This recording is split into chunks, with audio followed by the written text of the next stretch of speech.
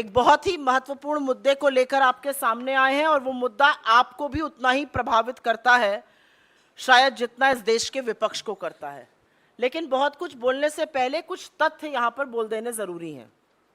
अभी अभी budget session की समाप्ति हुई है और हिंदुस्तान की राजनीति में पहली बार, आजाद हिंदुस्तान के 75 साल की राजनीति में पहली बार सत्ता पक्ष ने सदन का अवरोध किया और सत्ता पक्ष ने सदन नहीं चलने दिया और एक संयुक्त विपक्ष ने एक स्वर में इस सरकार को घेरा और एक संयुक्त विपक्ष ने जेपीसी की अडानी महाघोटाले पर बात की। हम ईडी जा रहे थे, हमारे सांसद 200 सांसदों को 2000 पुलिस फोर्स रोकता है। हम संसद में जहां धरना करते हैं वहां पर मार्शल्स आते हैं, हमारे माइक बंद कर दिए जाते हैं और विपक्ष की सबसे मजबूत और प्रखर आवाज को विपक्ष के ही नहीं सदन से ही निष्कासित कर दिया जाता है, एक मैच फिक्स करके, एक रिवर्स इंजीनियरिंग कर कर। राहुल गांधी जी ने 7 फरवरी को सवाल पूछे अडानी पर और उनकी आवाज को बंद करने का काम लगा मोदी सरकार को कि वो कर देगी। लेकिन असलियत यह है कि जब समूचा विपक्ष एक साथ खड़ा होता है तो सरकार बौखला जाती है। राहुल जी के सवालों से यह सरकार बैकफुट पर है और इसीलिए अब हर उस आवाज का दमन करना चाहती है जो खड़े होकर इनसे सवाल पूछेगा। एक भी सवाल इनसे अनकंफर्टेबल पूछ लीजिए, बेरोजगारी, महंगाई, आर्थिक असमानता, किसानों की दुर्दशा, चीन का अतिक्रमण और सबसे बड़ा मुद्दा अडानी महाघोटाला।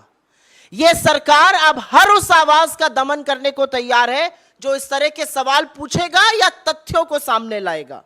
बड़े बड़े खुलासे हुए हैं, चाहे वो अडानी महाघोटाला हो, चाहे वो चीन का अतिक्रमण हो। मुझे खेद के साथ कहना पड़ता है, जब अधिकांश मीडिया को पीएमओ का एक चपरासी व्हाट्सएप के माध्यम से चलाने की जरूरत करता है तो alternate media, digital media, social media पर खबरें आती हैं। आज इस सरकार ने उन आवाजों के भी दमन की बात करी और उसमें आपके जैसे डिजिटल प्लेटफॉर्म्स, आपके चैनल्स के डिजिटल प्लेटफॉर्म्स, आपके अखबारों के डिजिटल प्लेटफॉर्म्स भी शामिल हैं। आईटी अमेंडमेंट रूल इस सरकार ने नोटिफाई कर दिया है। यह जनवरी में ड्राफ्ट निकाला गया था और कंसल्टेशन की बात करी गई थी। कोई व्यापक चर्चा इस पर नहीं हुई। जो स्टेक होल्डर्स हैं वो संतुष्ट नहीं है उस चर्चा से और उसके बाद भी रातों रात इसको नोटिफाई कर दिया जाता है। ये आईटी अमेंडमेंट रूल तब नोटिफाई किए जा रहे हैं जब आईटी एक्ट 2021 की ऑलरेडी कोर्ट्स में है, सुप्रीम कोर्ट के सामने है। सुप्रीम कोर्ट को अभी उस पर चर्चा करनी है और उसका संज्ञान लेना है। तो ऐसी क्या जल्दी है? और अब जो जनवरी में आया था उसमें फेक न्यूज के खिलाफ पीआईबी फैक्ट चेक करेगा।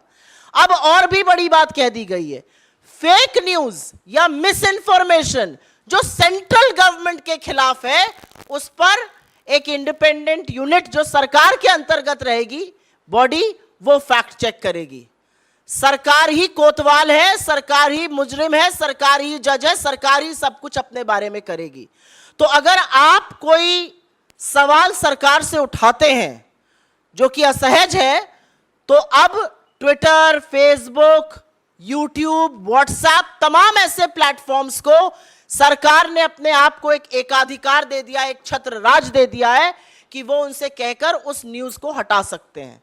लेकिन ज्यादा कुछ कहने से पहले सरकार के ट्रैक रिकॉर्ड की बात कर लेते हैं।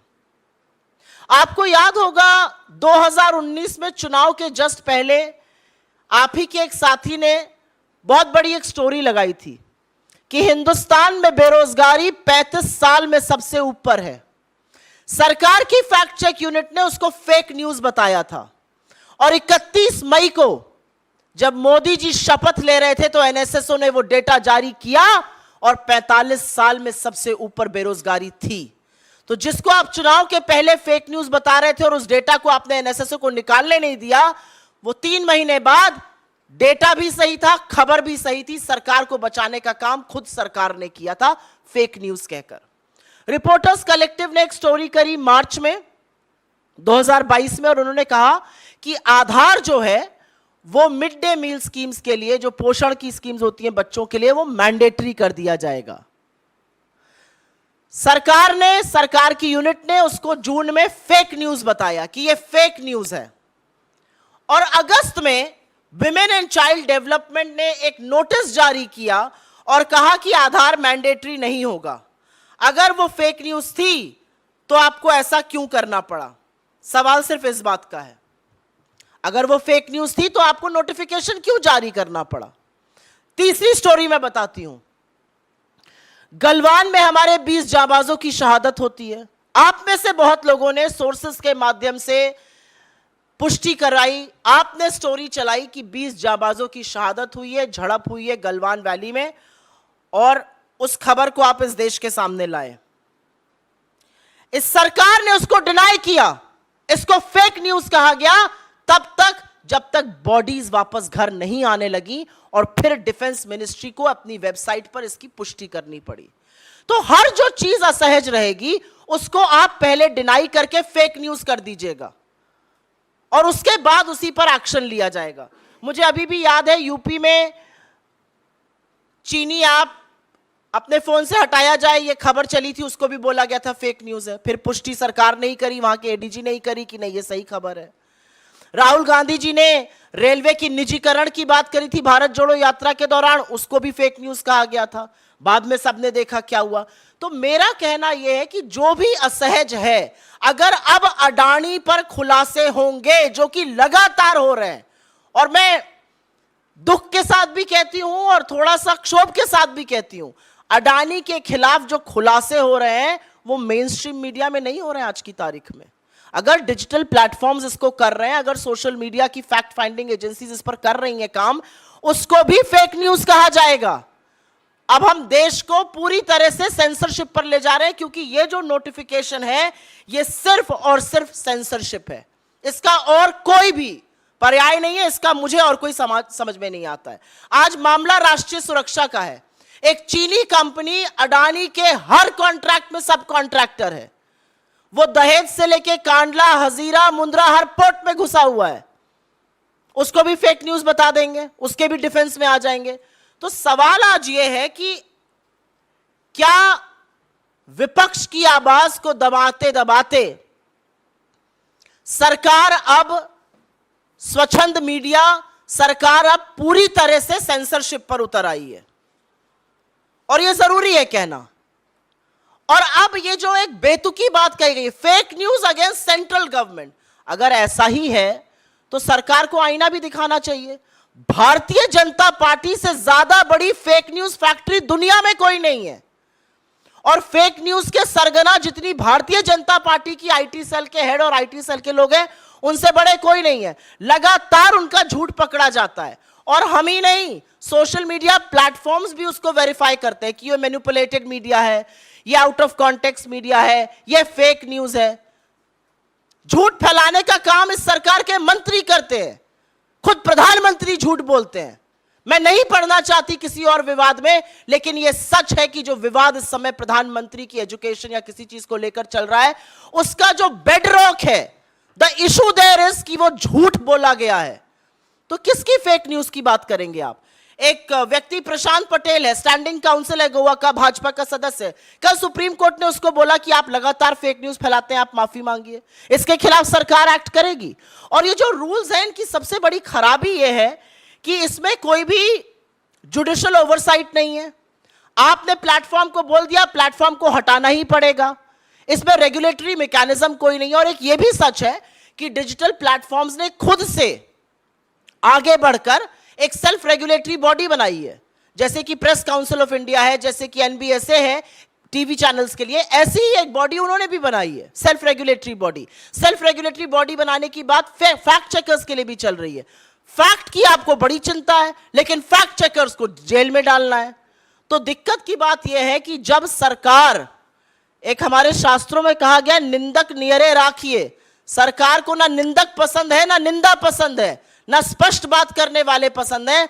आपको लगता है कि ये सारी चीजें करके आप विपक्ष को या इंडिपेंडेंट मीडिया को या असहज सवालों को दबा दीजिएगा, तो सच छुपाए नहीं छुपता है।